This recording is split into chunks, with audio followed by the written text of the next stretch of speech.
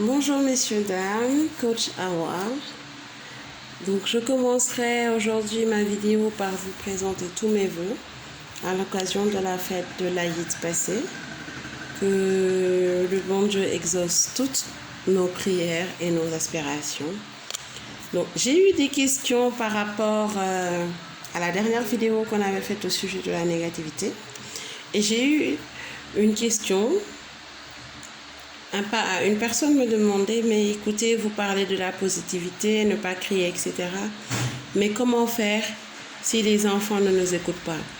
Si on est obligé de répéter les choses une multitude de fois, cela nous amène des fois à l'irritation, à l'énervement. Alors comment faire pour positiver?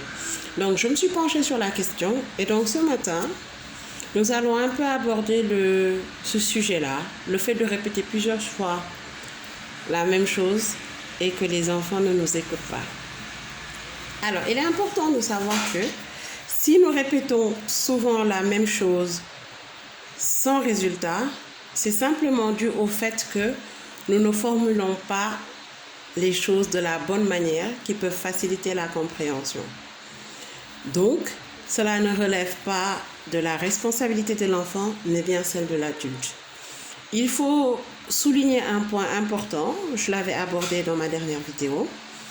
L'enfant ne fait pas exprès d'irriter ou de provoquer la colère de ses parents ou de l'adulte ou de son interlocuteur. Au fond de lui-même, il cherche toujours à faire plaisir à ses parents, tout simplement parce qu'ils sont ses principales figures d'attachement. L'amour de l'adulte, des parents, est indispensable pour l'équilibre de l'enfant, le développement de son estime de lui-même. La première étape pour arriver à une communication stable avec l'enfant sans crier, c'est d'avoir une attitude positive, quelle que soit la situation, et non se mettre en position de rapport de force. Le principe n'est pas de considérer l'enfant comme un rival ou bien comme un sujet qui doit obéir. Certes, il doit y avoir obéissance, mais on verra par la suite comment arriver à instaurer cette obéissance-là, mais de manière positive. Donc, il ne faut pas considérer l'enfant comme une personne à assujettir, mais juste comme un être immature qu'on doit accompagner. On doit l'aider à définir sa personnalité. Pacifier nos rapports avec les enfants nécessite beaucoup de patience. Je ne le répéterai jamais assez.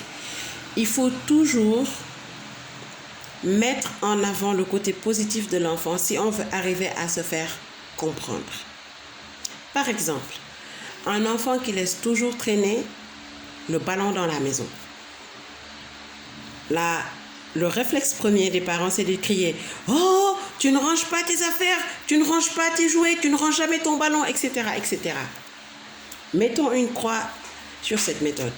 Mais par exemple, si vous voyez que l'enfant ne range pas son ballon, on peut lui dire « Écoute, il faut ranger ton ballon, parce que si tu ne le ranges pas, une personne peut trébucher et se faire mal. »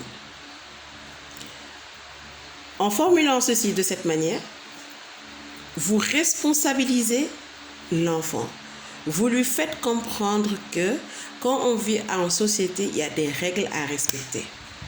Et si l'enfant range le ballon, il faut complimenter. Il faut lui dire « Ah, c'est très bien, tu as rangé ton ballon. » Donc, je disais, quand l'enfant range son ballon, il faut toujours le féliciter, le complimenter, lui dire « Ah, c'est très bien, tu as rangé ton ballon. » Comme cela, personne ne risque de trébucher, de se faire mal et la maison reste rangée. Les compliments aident l'enfant à avoir de l'estime pour lui-même, à se construire et à se responsabiliser. D'où l'intérêt, c'est ce dont je vous parlais la dernière fois, la formulation négative n'aide pas. Il faut transformer tous les interdits en règles de vie malins et efficaces. De ce fait, vous arrivez à ce que l'enfant vous obéisse sans pour autant se sentir frustré ou bien se sentir inférieur. Par exemple, un enfant qui regarde la télé en dehors des heures. On peut simplement dire à l'enfant pour positiver. Par exemple, tu peux regarder la télé jusqu'à 18 heures. L'enfant comprend qu'il doit respecter une règle. Il faut le dire de manière positive, mais aussi ferme, de manière à ce que l'enfant comprenne qu'il faut qu'il respecte cette règle. De manière ferme ne veut pas dire crier. De ce fait, on ne le place pas dans une position d'infériorité ou de frustration. Il comprend qu'il y a des règles à respecter. Et il n'y a pas de conflit de communication quand les choses sont énoncées positivement. La bienveillance offre plus de résultats que le fait de crier. Vous pouvez arriver à établir toutes les règles de vie de votre maison, à faire respecter les interdits. Il suffit juste de les tourner en règle et de les formuler de manière positive. Donc, pour compléter cette vidéo, je posterai sur ma page Facebook et Instagram un tout petit schéma qui nous donnera 5 petites astuces pour arriver à établir cette communication positive-là.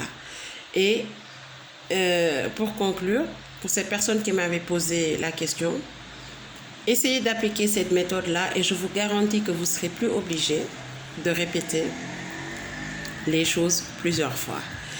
Donc pour mes contacts, je vous mettrai en lien mon Facebook, mon Instagram. Vous pouvez me contacter par mail.